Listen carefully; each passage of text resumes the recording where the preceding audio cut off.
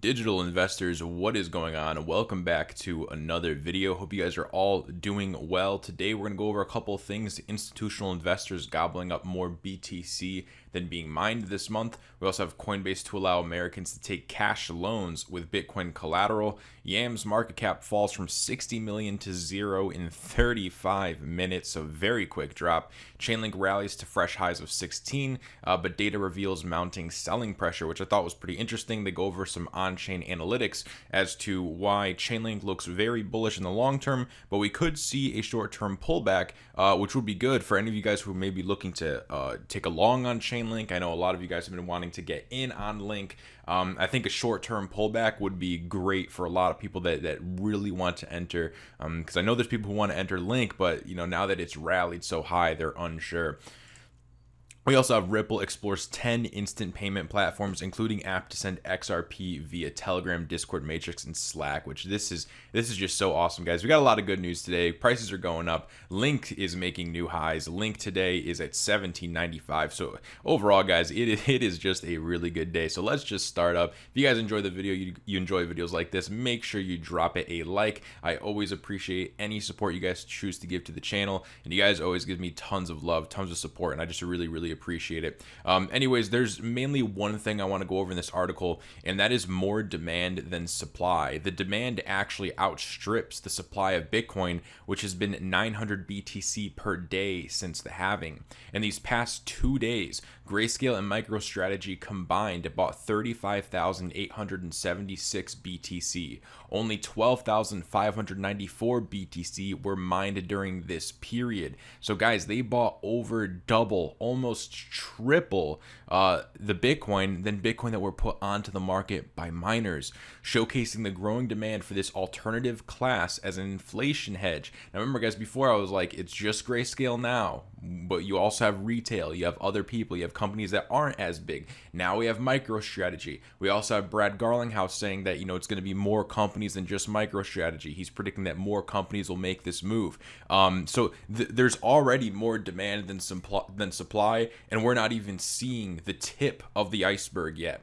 Institutional interest in Bitcoin is strong, as we have been seeing throughout 2020. As of June, about 90% of North America's cryptocurrency transfers volume came from professional-sized transfers, those above $10,000 worth of digital assets, as per Chainalysis. The report states, over the last 2 years in North America, we're seeing the impact of a growing class of institutional investors whose transfers account for the growing dominance of professionals in the North America market since December of 2019. So guys, if you have been buying Bitcoin when it was at 3,000, if you've been buying at 4,000, institutions are getting ready to pump your bags. I think at this point, we just need to continue hodling. I know that's what I'm doing. I'm continuing to hodl.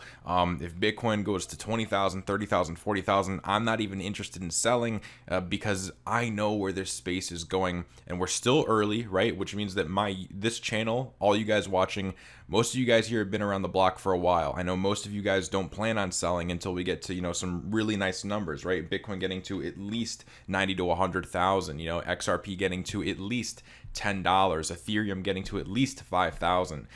So I know most of us here, we are smart, we're doing the right things, we're going to make a ton of money. And I think one of the most awesome things is that the institutions are buying with us at this point. They're buying with us right now, and they're literally going to pump our bags. And as we know, once the institutions get their positions in, they are going to start getting retail in so they could sell into retail.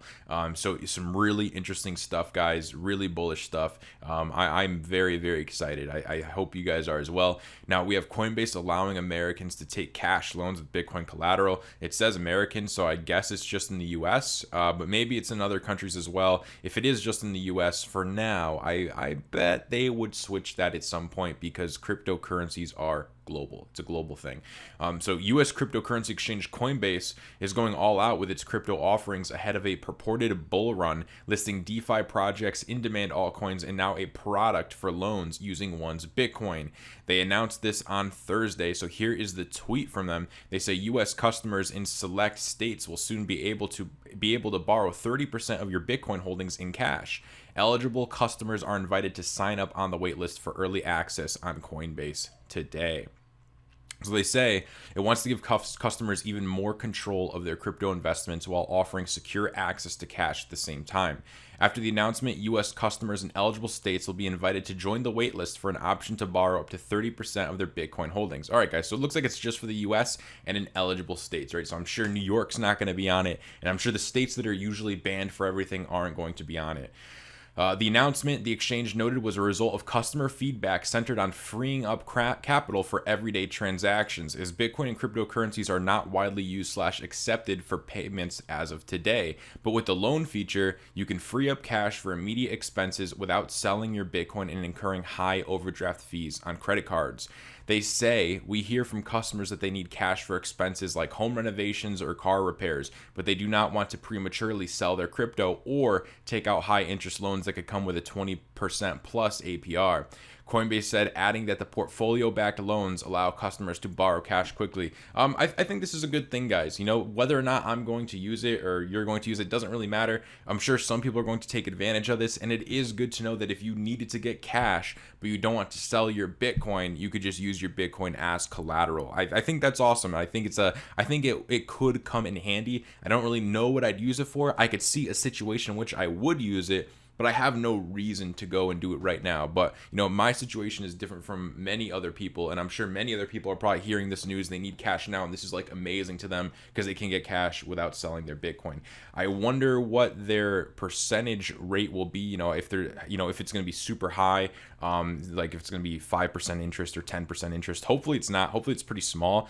But the other thing too is, how are they going to make money off this, right? So if it is, you know, not that high of an interest rate, then what is their other incentive? You know, what's the kind of agenda here? That's what I would be looking at. They also say there's no need to fill out a long application or go through a credit check. Customers can simply sign up with a few taps and get the cash in their account within 2 to 3 days. So it looks pretty cool, guys. It looks pretty cool. I guess we'll get more information as things come out. As we know, right now it's just the wait list, so we'll see what happens with that. Yam, as far as I know, is some type of DeFi farming type thing. I'm not sure. I don't really do DeFi farming or anything like that as of yet, but its market cap falls from 60 million to 0 in 35 minutes. If we scroll down here, data from price site CoinGecko shows the total value of Yam collapsed from roughly 60 million at 740 UTC to $0 by 8:15, barely 35 minutes later. The price of Yam tokens, which peaked at roughly $167, had spiraled down to barely $14 at just before 8 o'clock. Guys, man, I really hope none of you guys longed the top here at 167 or even longed at 50 and held down to 14. That would suck, because if we keep going here, having only launched Tuesday, Yam was a yield farming protocol where tokens were intended to keep parity with the US dollar through loosening or contracting supply. Its relative newness, though, meant the code hadn't been properly audited. A bug was soon discovered that effectively meant the protocol would keep printing dud Yam tokens that would prevent token holders from making any governance decisions. A last-minute attempt to save the protocol ultimately failed, and co-founder Brock Elmore pronounced the project dead at 8:01. Yam's market cap went to 0 moments later. The project announced a plan to migrate to Yam 2.0 just before press time.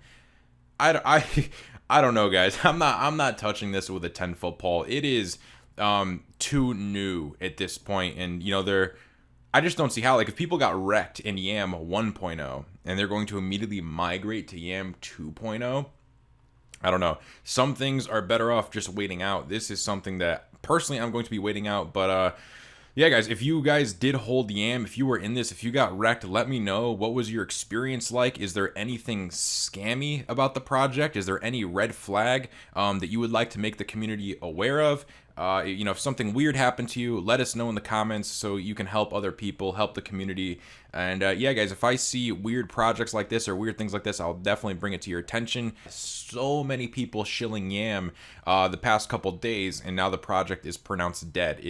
It sucks. If you guys like daily cryptocurrency videos, consider subscribing, where you get a video every day covering Bitcoin, altcoins, and everything that's going on in the crypto space to try to keep you in the loop. If you guys could also like the video, greatly appreciate it. prices for today, we have Bitcoin at 11.4K, Ethereum at 392, XRP at 27.9 cents, Chainlink almost $18 as of recording, Cardano at 13 cents, Litecoin at 54, Tezos at 425. Tezos is doing a nice run up along with Chainlink. Stellar is at 9 cents and Vechain is at 1.9 cents. Our fear and greed index for today is the same as yesterday. We're sitting at 75. I would love for the fear and greed index to continue to cool down as prices stabilize, so then we have some room to go up again, some room to get some more greed in there, because as we know, when extreme greed is coming, prices are basically rising. And we also know that we can only stay in extreme greed for so long until we tip back down to the other end of the spectrum. Now let's go over Chainlink and their fresh highs of 16. So this was put out August 13th, so it was put out today talking about highs of 16, and now Link is at, let's see what it's at. It is at $17.98. It's almost $18. So make sure you guys are taking this with a grain of salt, because they're talking about selling pressure, but we're continuing to go higher. And this is why I always say, we don't know what's going to happen in the crypto space, so you have to plan accordingly, read everything, research it objectively, and everyone has to come to their own conclusions at the end of the day. So anyways, all-time highs that were set early today, with the cryptocurrency now finding some stability as its price hovers just below these newly formed highs of $16. Multiple on-chain indicators are now revealing that selling pressure for the bullish crypto is mounting, with well over 100 million worth of Link being moved to exchanges over the past few days. This doesn't indicate that its macro uptrend will stall, but it may signal that it is poised to see a short-term pullback. Chainlink's price earlier today witnessed a massive influx of buying pressure, surging it to highs of $16. The movement came about after the token experienced a dip that caused it to plunge to its key near-term support at $12. Buyers guarded against the dip below this level, which ultimately allowed the crypto to post the strong upswing seen today. Despite being overly bullish, the crypto's MVRV indicator, which calculates the average profit or loss of certain holder groups, is showing signs that Chainlink is overvalued presently. As seen in the above chart from Sentiment, the metric is reaching historic highs. Typically, when it rallies this far, the token's price starts incurring some downside momentum. But as we can see, this is pretty parabolic right here. I bought my Chainlink down in these areas, is where I accumulated. I accumulated Chainlink between $4 and $6. And I'm just not a buyer up here at 15. I know some people are like, it's going to $1,000 or it's going to 100, or if you knew Chainlink, this is cheap. Sure. If it $15, $20 compared to $1,000, you could say it's cheap. But when you bought at $4 to $6, like I know a lot of other people have as well, it's kind of like, why even buy? Because I accumulated so low. Same thing with XRP. The people who accumulated XRP at 11 cents, 20 cents for so long, when XRP goes to dollars, even though it could go much higher, I'm not going to be buying XRP when it's $1, because I've had so much time to accumulate lower prices. That's just how I view these things. I'm in these markets mainly to make money, actually 100% to make money. So I don't invest in projects emotionally. If a project looks great and I really want to get in, maybe I'll put a little buy in just to get in. But for the most part, I'm going to wait to put my buys in until we have, a pullback or some type of consolidation. I need to see something that gives me the confidence to actually put my money in, right? I want to try to have some type of edge rather than throwing money in blindly. This movement also come about as exchange wallets see massive inflows of Chainlink, which is a historically bearish sign that suggests a pullback is brewing.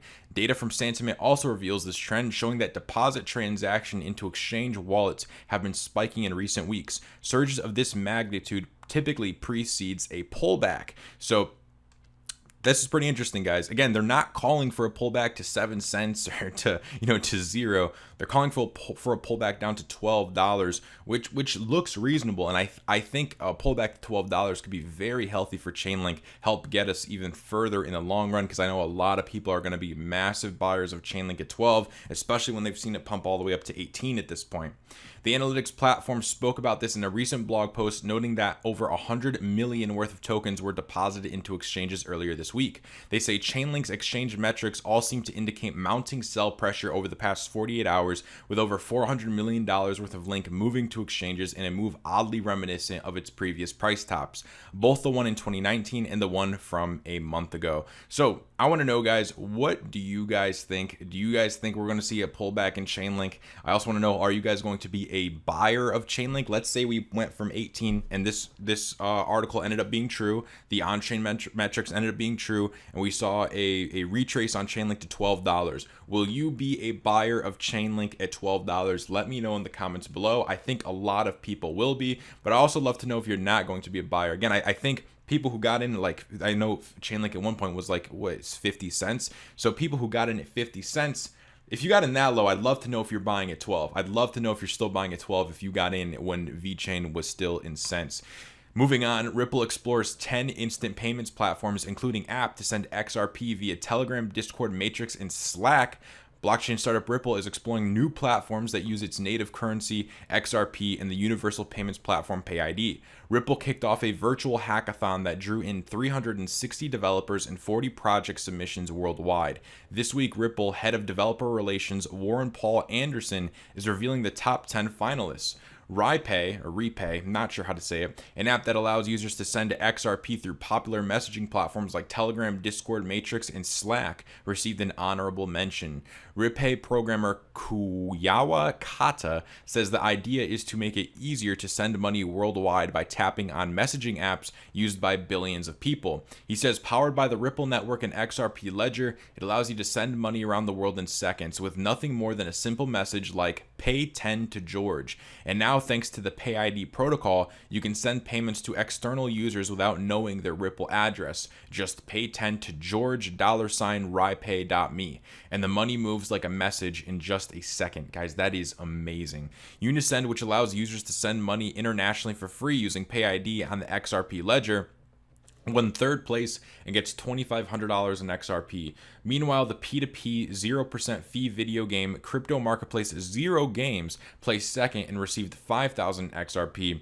PayID Validator, a developer tool for validating PayID response headers, won first place and a prize of $15,000 in XRP. So really cool stuff with XRP, guys. I think this is going to be absolutely awesome. I mean, just imagine you could put a message saying pay 10 to George, pay 10 to Ali, pay 10 to whoever. You just send 10 XRP and you don't even need to know their address. See, this is one of the things of, mass adoption. People, the way you have to move cryptocurrencies now, as you guys know, it's copying addresses or QR codes. And for a lot of people, they say, oh, that's too hard, which cool, that's fine. Let this stuff roll out and then let them be buying XRP when it's a couple dollars. Let them be buying Bitcoin when it's 20, 30, 40, 50 grand, right? That's when they are going to be buying, right? So many people want to wait, or, you always have the people, oh, I'll be bullish when it breaks all-time highs. I'll be bullish when it gets to this level. And, we all know how that ends in the end, right? You miss most of the move and you usually end up getting wrecked again. Some people never learn from their mistakes. I promise you guys, if you made mistakes in this space, in the crypto space, I have made a ton of mistakes in this space, but as long as you continue to learn, you continue to apply yourself, and really you just continue to learn, continue to research, you will stop making mistakes. You will get much, much better. You will start to understand how the game is played. You'll start to understand when to buy coins. You'll be able to look at a chart and know, hey, maybe I should stick this one out. Maybe I should wait for a pullback. We're going parabolic right now. The other thing too, guys, if we could touch on this one lastly here before we close up the video, as the bull run progresses, you will see a lot of coins pump. You will see coins pump that could make you so much money you might want to throw up. Just be cool with your gains. No matter how much you're gaining, no matter how much your coin is going up, there's always going to be another coin that is going up significantly higher than yours. Just invest into the projects that you believe in. Invest into the projects, like I always say, good team, good fundamentals, moving forward, active communities. And just be happy with your gains, because there's always going to be something out there pumping higher, and there's always going to be something out there that will get you wrecked. If you guys enjoyed this video, make sure you drop it a like. If you made it this far, might as well subscribe. You get a video like this daily. Hit that sub button. I hope you guys enjoyed the video, and I will see you all on the next one. Have a great day, guys.